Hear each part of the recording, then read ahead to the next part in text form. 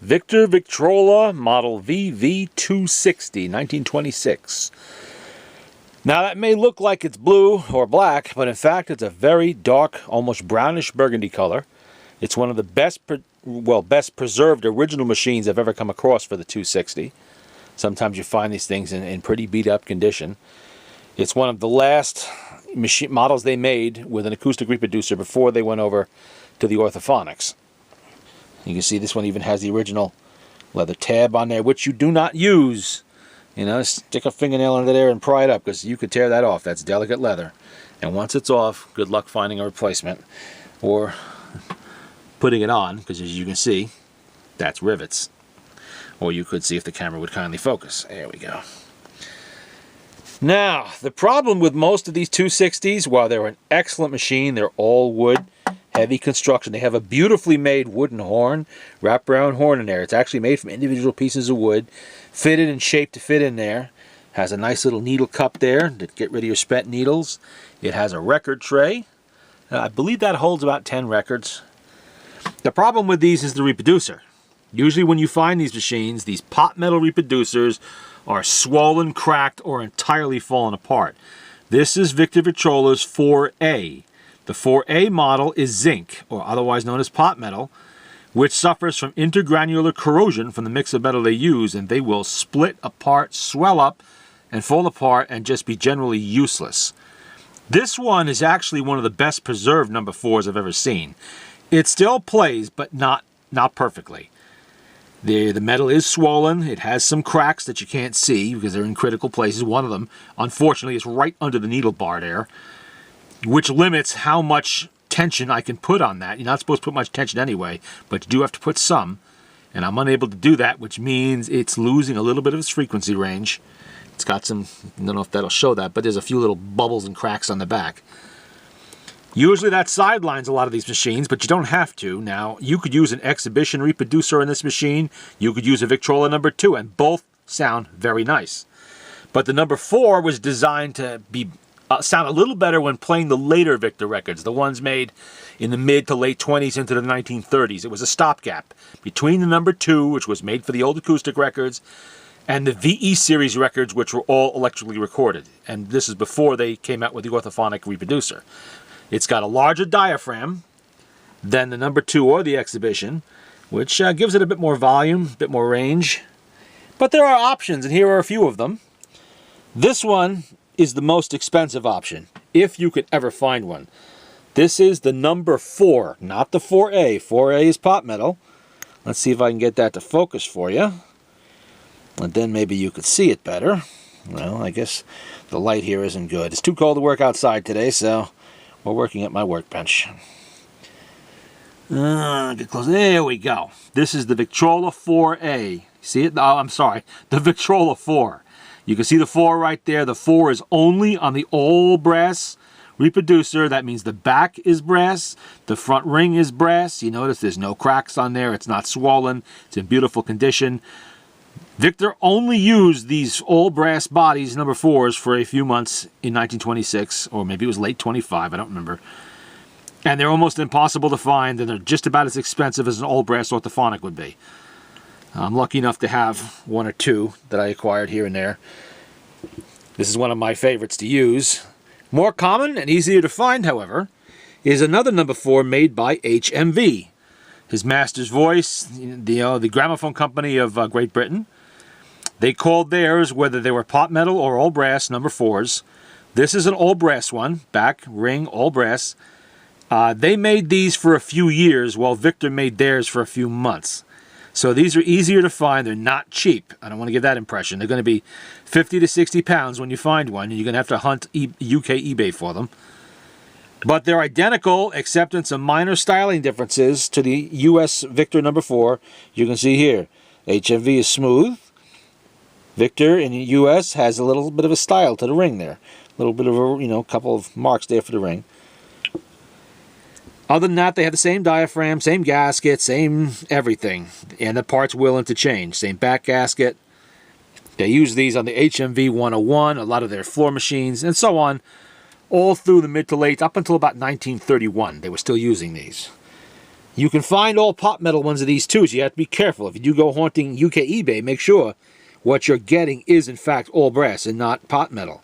Usually the pot metal ones you can tell because they're swollen and cracked, but not always. You have to ask the seller very direct questions about that. And this one is a little bit of an experimental model. You can see the ring is from an HMV, number 4, that had a back that was pot metal and had cracked and split off. So I salvaged the parts, and a friend of mine is experimenting with making these very nice back pieces for these. That's all machined aluminum. I don't know if he's going to go into production on them, but this is kind of a pre-production model he gave me to play with. And it's identical pretty much to the ring without the lettering. And this is lifetime. You're never going to wear that out. It's never going to crack, split, fall off unless you do something to it. That's just one of my experimental number 4s, one of my other machines. But it shows that there are some choices for these if you want to keep the number 4 don't want to go to an exhibition or a Victrola number 2. Okay, let's hear it with the original number 4 on there. Oh, and in case everybody wants to know, this is Don't Wake Me Up, Let Me Dream, Howard Lannon's Ben Franklin Dance Orchestra.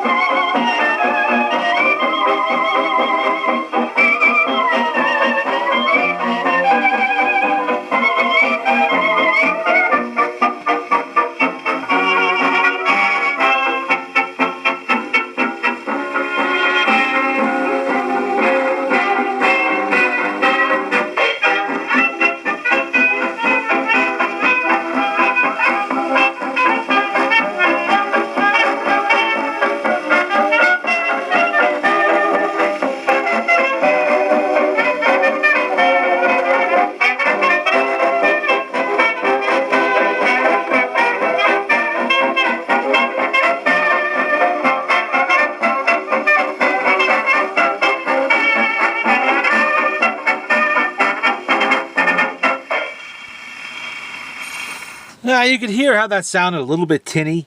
Let's try the HMV now. Forgive me while I put the camera down for a moment. I have to take the reproducer off, which is easy enough. Just rotate and give it a little wiggle very gently, because another problem with these VV-2-60s is the Tonearm support is also pot metal and is prone to cracking, splitting, and falling apart. So you got to be very careful with these machines. This machine is the only one I've ever had come in that this, well, I'll show it to you in a minute, that this support is actually unbroken. Generally there's something that needs to be repaired or replaced on them. And nobody's reproducing them that I know of. So, okay, let's get that on there. This is the HMV, which actually sounds identical to the Victrola number 4. So, let's see. This is the Tonearm support back there.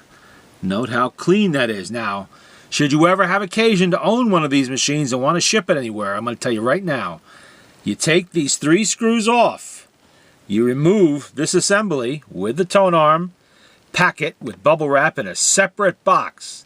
Do not attempt to ship it on the machine, because the shock of being banged around when it's moving and this Tonearm attached, giving it vibration, will break that if it's at all ready to crumble. And they're all ready to crumble. It doesn't matter. Even as nice as this looks, there's bound to be some intergranular corrosion hidden inside the metal mix. That's just the nature of 100-year-old pot metal, or nearly 100-year-old. Okay, let's hear the same record with the Victrola number 2. I'm sorry, with the Victrola number 4 HMV.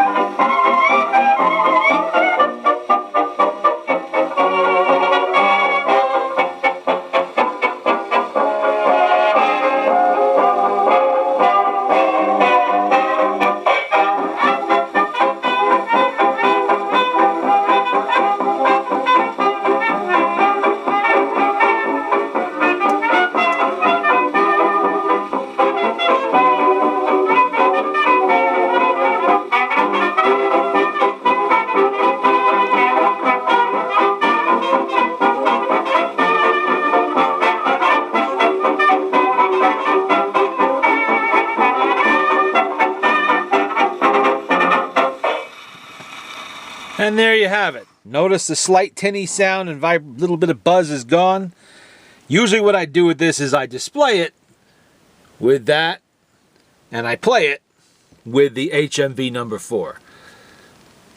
Notice also that the gaskets might not quite look like a color that you're familiar with from the reproduction gaskets.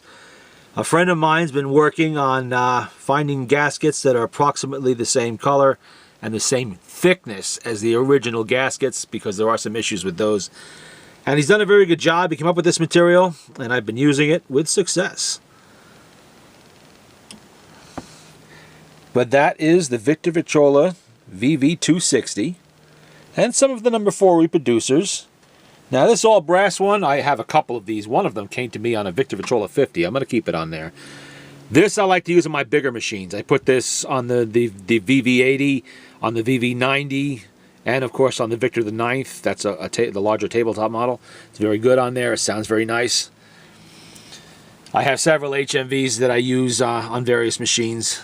I gave up on these. These pot metal reproducers are a waste of time. Great for display, but trying to rebuild one of these when they're splitting and bubbling and cracking, it's just not worth the time.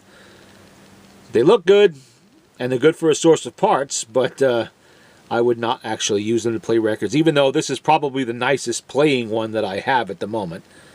I would not use that to play records. It's just a waste of time. Not when there are better alternatives out there like that. And that is, and to lower it, all you do, like that. And you can see a close-up of the detail of the finish. I doubt that's going to be able to pick up the red tint in there, but it's there. There you go. VV-2-60.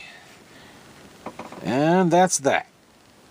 Oh yes, I should have said this is a single spring machine and pre-orthophonic.